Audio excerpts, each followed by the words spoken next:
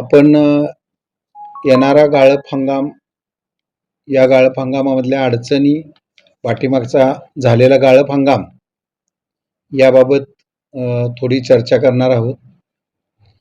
पाठीमागचा गाळप हंगाम कारखान्यांनी पूर्ण केला आणि जवळजवळ नेहमीपेक्षा 30-40 दिवस गाळप कमी झालं.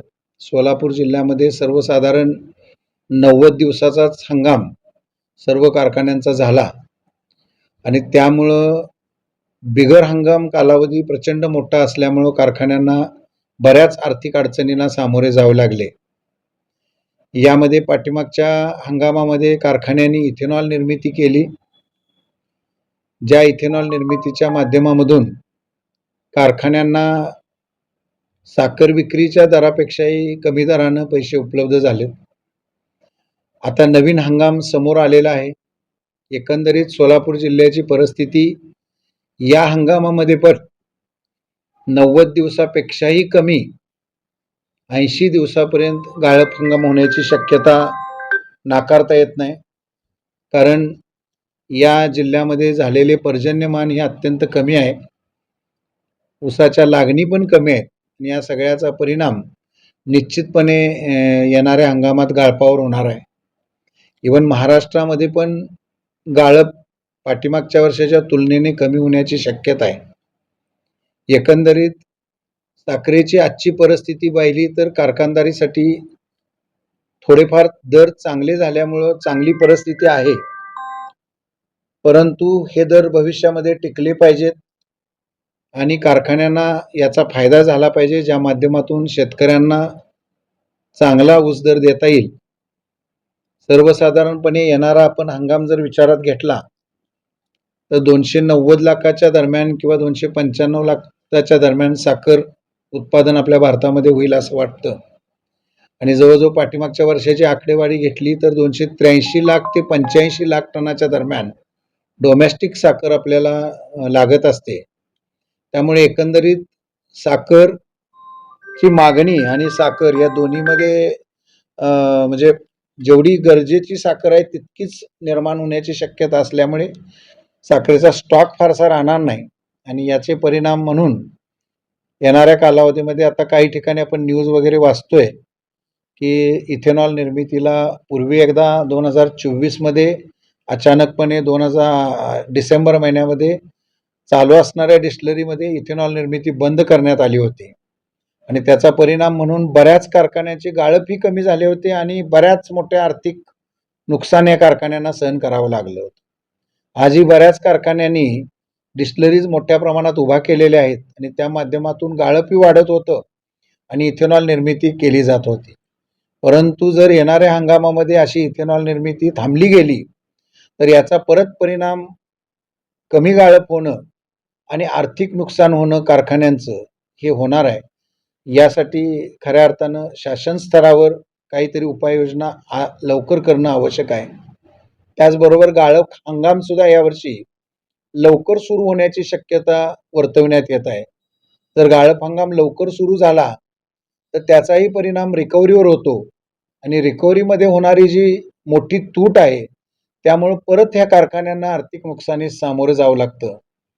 त्यामुळे अशी तूट भरून काढण्याकरिता देखील शासनाकडून जर लवकर कारखानदारी सुरू झाली तर घट उतारा अनुदान वगैरे कारखान्यांना उपलब्ध करून दिलं पाहिजे. त्यामुळं कारखान्यांच्या आर्थिक प्रश्न सुटतील आणि शेतकऱ्यांना चांगला ऊस दर देता येईल.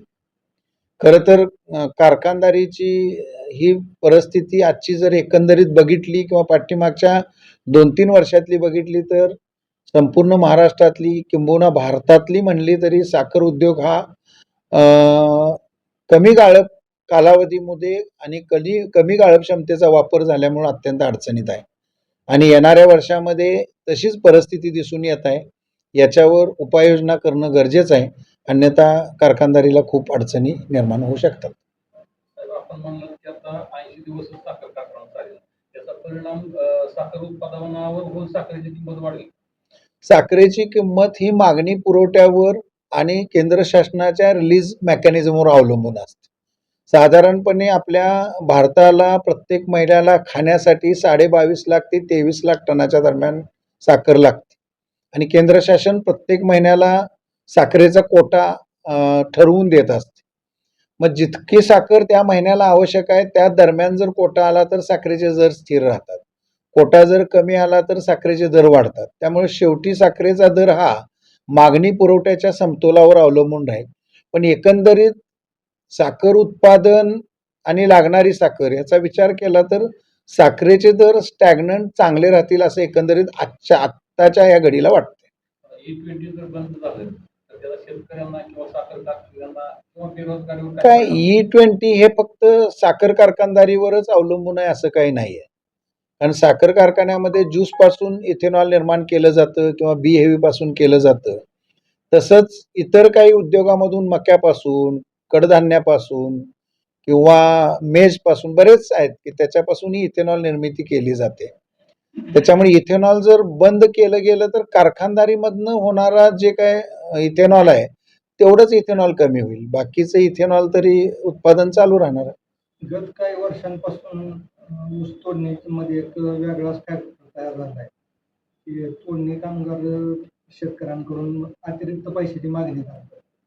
तर कारखाना ह्यावरती काय उपाययोजना करतोय का? काय आता हा प्रश्न बऱ्याच वर्षापासून किंवा किंबहुना कारखानदारी आहे तेव्हापासून सुरू आहे की ऊस तोडीसाठी तोडणी वाहतूकदार जे मुकादम असतो किंवा ते मजूर असतात ते पैसे जेवण हे घेत असतात. या बाबतीत आम्ही कारखाना स्तरावर नेहमी परिपत्रक काढून संबंधित शेतकऱ्यांना असे कोणी पैसे जर मागितले तर आम्हाला ते कळवा, म्हणजे आम्हाला त्याच्यावर कारवाई करता येईल असं आम्ही परिपत्रक काढतो.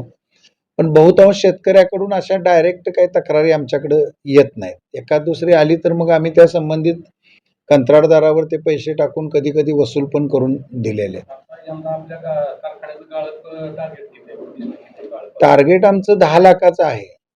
पण एकंदरीत यावर्षी पर्जन्यमान कमी झाल्यामुळं खोडवा ऊस अत्यंत वाईट परिस्थितीत आहे. त्याच्यामध्ये वाढ अशी झालेली नाही आणि लागणी पण पुढच्या वर्षीच्या अजून फारशा झालेल्या नाही. त्यामुळं फक्त चिंता येणाऱ्या हंगामाची नाही तर त्याच्या पुढच्या हंगामाची सुद्धा चिंता आत्ताच्या घडीला भेडसावत आहे. आणि जर आम्ही असंच 70-80 दिवस जर कारखाने चालवायला लागलो तर हे कारखाने निश्चितपणे आर्थिक प्रचंड अडचणीत येऊ शकतात. कारण आपल्याला जवळजवळ परमनंट असणारा जो कामगार वर्ग आहे त्यांना वर्षभर पगार द्यावा लागतो. हंगामी स्वरूपाचा कामगार आहे तो घरी बसला तरी त्यांना रिटेन्शनच्या स्वरूपामध्ये 42% अगदी 52% पर्यंत त्या पदनिहाय पैसे द्यावे लागतात. त्यामुळं जे स्थिर खर्च आहेत, जे कारखाना बंद राहिला तरी चालू राहिला तरी चालू राहतात, अशा खर्चांच्यावर नियंत्रण ठेवणं अत्यंत अडचणीचं होऊन हे खर्च वाढवून, व्याजाचा खर्च वाढवून कर्ज घेतलेले असतात. त्याचं व्याज काय तुम्ही गाळप कमी केलं म्हणून थांबणार नाही. तर या सगळ्याचा एकंदरीत परिणाम अत्यंत गंभीर होईल. त्यामुळे ही कारखानदारी किमान 150 दिवस 140 दिवस चालायला पाहिजे. तेव्हा खऱ्या अर्थाने हे सगळं गणित व्यवस्थित बसेल असं वाटतं. जिल्ह्याच्या ऊस क्षेत्रात काय वाढ झाली? ऊस क्षेत्रात फारशी सोलापूर जिल्ह्यामध्ये वाढ झालेली नाही. उलट आम्ही जे बघितलेले काही करमाळा किंवा ह्या भागातलं आहे तर इथं पाठीमागच्या 2-4 वर्षामध्ये केळीचं पीक वाढायला लागलेलं आहे आणि त्याचा परिणाम म्हणून काही अंशी ऊसाचं क्षेत्र कमी झालंय. ऊसाचं टनेज वाढवण्यासाठी वेगवेगळे प्रयोग आपण करतोय. AI टेक्नॉलॉजीच्या माध्यमातून ऊसाचं गाळप वाढवण्यासाठी आपण यावर्षी जवळजवळ 100-1 शेतकऱ्यांच्या जमिनीवर आपण ते प्रयोग केल्यात. केन डेव्हलपमेंटच्या बऱ्याच ॲक्टिव्हिटीमधून येणाऱ्या कालावधीमध्ये ऊसाचं उत्पादन वाढवणं एकरी हेच आपल्या सर्वांच्या हातामध्ये आहे.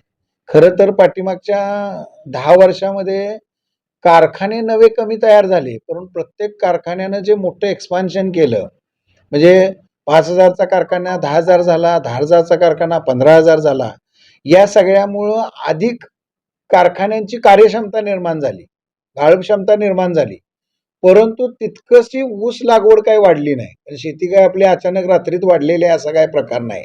त्याचाही परिणाम म्हणून हे पूर्वी जवळजवळ 160-180 दिवस चालणारी कारखानी आज 100 दिवसावर 90 दिवसावर येणाऱ्या वर्षात 80 दिवसावर येऊन ठेपलेले आणि अत्यंत घातक आहे.